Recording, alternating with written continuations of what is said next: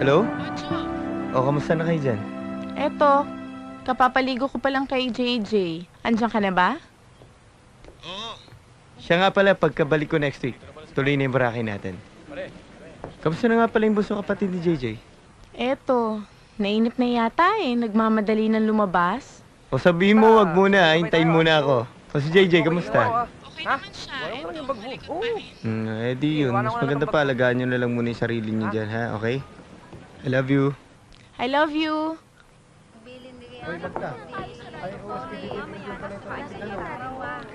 Sigarilyo nga, boss.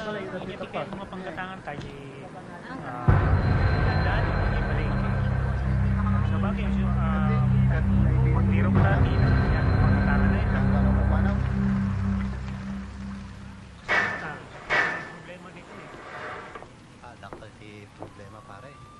Menurut napiksa ti kaso ni Isabel? Sana mo makadaan sa data ko yung irang sa bali ang abogado. Kaya dapat ti ang bumakiso ti aramidit ha. Dapat mo pare nga ako nga abogado. Isabel? Sorry po. Nandito ka lang, hindi pwede pumasok.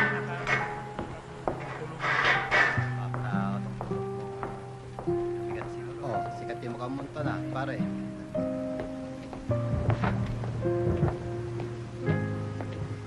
Pwede ba kay Isabel? Miriam, Hindi ba ayaw ko niyang kausapin? ano ba nangyari?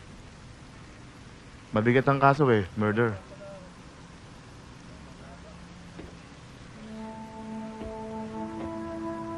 Subukan mo na lang bumalik sa ibang araw. Sige, salamat ho. Sige.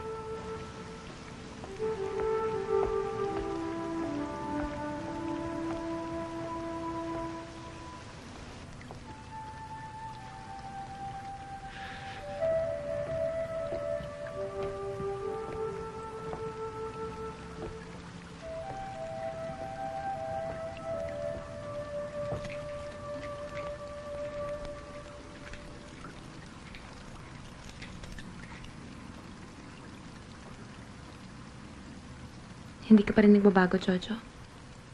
Kulit ka pa rin. Patsaga.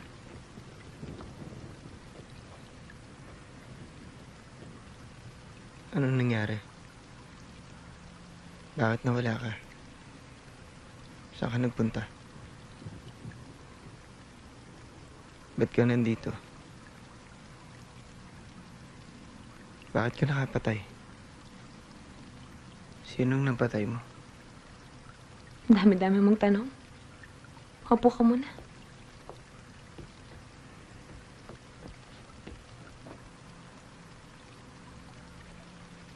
Kapag sinagot ko yung mga tanong mo, ako naman ang magtatanong. Alam mo, Isabel, matagal kitang hinahanap.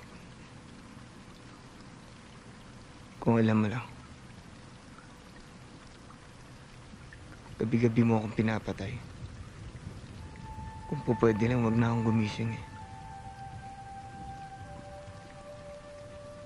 Pero hindi eh. Nagigising ulit ako para hanapin ka ulit. Para mamatay ulit. Bakit mo nagawa sa akin yun? Ano ba nangyari? Ito. Ako naman ang nakakulong ngayon. Sana hindi mo na ako pinuntahan.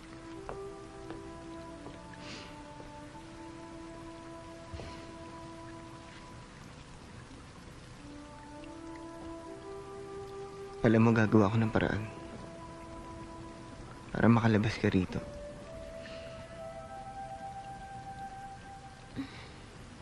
ka na, Jojo.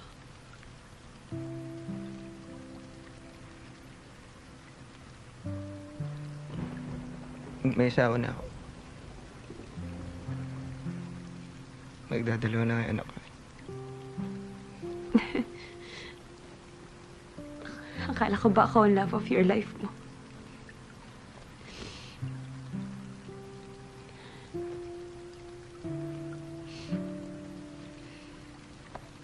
Patawarin mo ako. Wala ka namang dapat ihingi ng tawad sa akin eh. Ako ang nang iwan, Jojo. Kamusta naman yung misis mo?